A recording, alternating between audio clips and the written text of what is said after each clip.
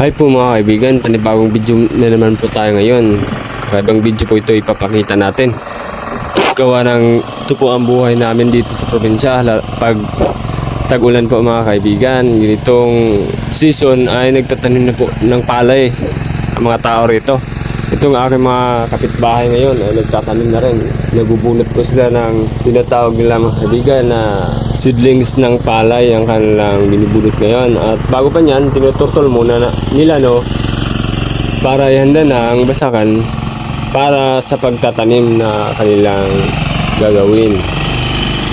Ayan na po, nagpahinga na po sila sapagkat hapon na po ngayon at bukas.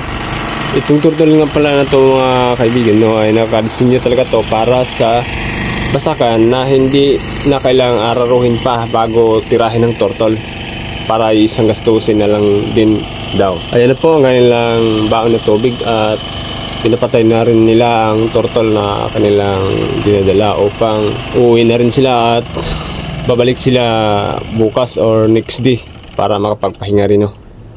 Ganun talaga dito sa bukid mga kaibigan na ganito lalo pag ganitong season ay taniman na po at masaya na po sila dahil makapagtatanim na naman ng palay, makapag-ani na naman ng bagong palay na sasaingin na bigas.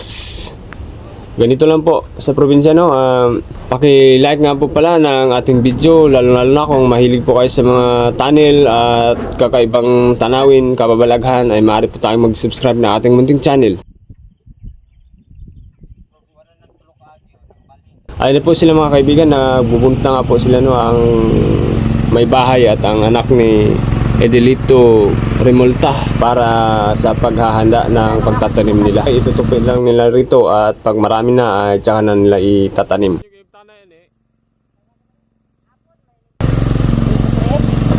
Kurang nindot ibot na gabi Gabi na kita na Florisen. Salamat nga po pala sa inyong panonood at kung bago po kayo sa ating munting channel ay maaari po tayong mag-follow ng ating channel upang mas updated pa po tayo sa mga video na aking gagawin at i-upload. At kung mahilig nga po pala tayo sa mga kuweba o kababalaghan ng tanawin ay maaari tayong mag-follow sa ating munting channel.